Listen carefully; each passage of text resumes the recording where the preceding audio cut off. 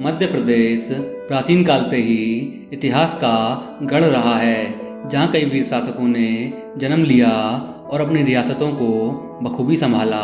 सभी राजाओं ने अपने निवास के लिए बेहतरीन महलों और किलों का निर्माण करवाया, जो आज भी अपने समृद्ध इतिहास को बतलाते हैं। दोस्तों, आज हम बात कर रहे हैं ऐसे ही एक बेहतरीन महल के बारे में, जिसका नाम वीर सिंह पैलेस है, जो कि दतिया शहर में है। दोस्तों, राजपूताना ब्लॉग्स में आपका स्वागत है।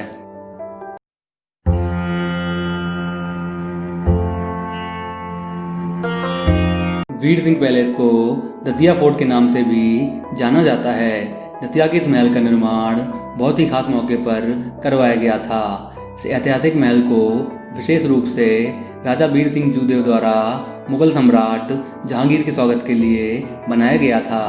ऐतिहासिक अभिलेख बताते हैं कि वो जहांगीर ही था जिसने वीर सिंह जूदेव को दतिया का शासक बनाया था।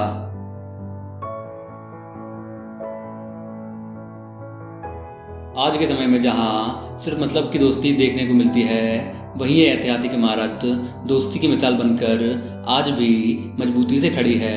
इस महल का निर्माण दतिया के महाराज वीर सिंह जूदेव ने 17वीं शताब्दी में जहांगीर की याद में करवाया था। वर्तमान समय में इस महल की जिम्मेदारी भारतीय सर्वेक्षण विभाग को सौंप दी गई है।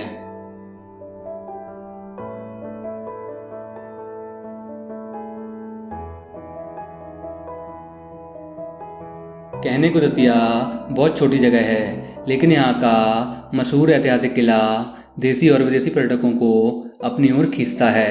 यह शानदार महल बुंदेली स्थापत्य कला का एक बेजोड़ नमूना होने के साथ ही मुगल सम्राट जहांगीर और दतिया नरेश वीर सिंह जूदेव की बेजोड़ दोस्ती की मिसाल भी मानी जाती है। इतिहास के अनुसार वीर सिंह के पिता मधुकर शाह मुगल दरबार से संबंध रखते थे।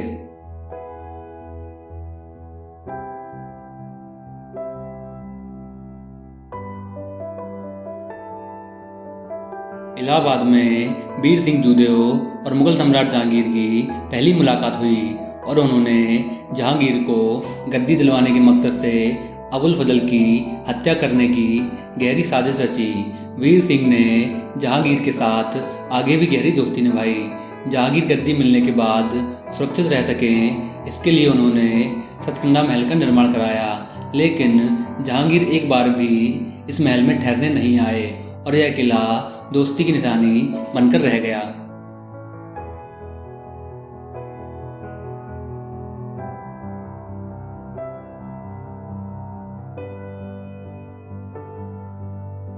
यह 7 मंजिल ऊंची इमारत बिना किसी लोहे या लकड़ी के सहारे के बिना बनाई गई थी, जो इस महल की मजबूती को दर्शाती है। इसके निर्माण में केवल पत्थर और ईंटों का इस्तेमाल किया गया था। जिस जमाने में इस महल का निर्माण हुआ था, उस जमाने में सीमेंट का प्रचलन नहीं था।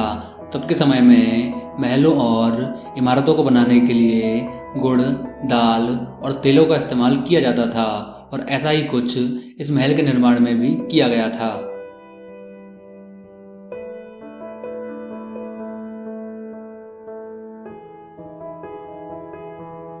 दतिया पैलेस एक प्रकार का भूल भुलैया है। महल की पहली 2 मंजिलों पर अंधेरा रहता है और तीसरी मंजिल पर बालकनी है, जहां से पूरे शहर का सुंदर नज़ारा देखा जा सकता है। सीलिंग पर मानव आकृतियां उभरी हुई हैं, जिसमें बुंदेली नर्तकियों को दिखाया गया है। यहाँ नर्तकियों को एक चक्र में सफ़ेद फूल के आसपास नृत्य करते देखा जा सकता है। इस नृत्य को राई नृत्य कहा जाता है, जो बुंदेलखंड क्षेत्र का लोक नृत्य है।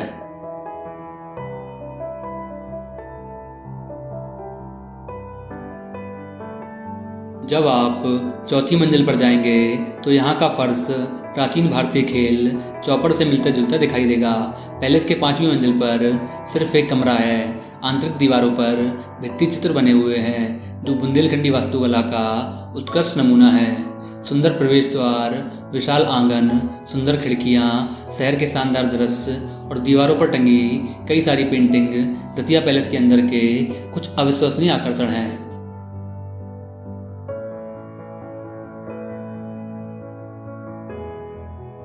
दतिया महल की सबसे अजीब बात यह है कि इस महल पर कभी किसी का शासन नहीं रहा। यहाँ तक कि खुद राजा वीर सिंह भी इस महल में नहीं रहते थे।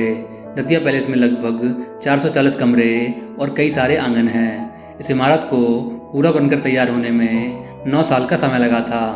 दतिया महल भारत के इंडो इस्लामिक वास्तुकला के बेहतरीन उदाहरणों में से एक माना जाता है।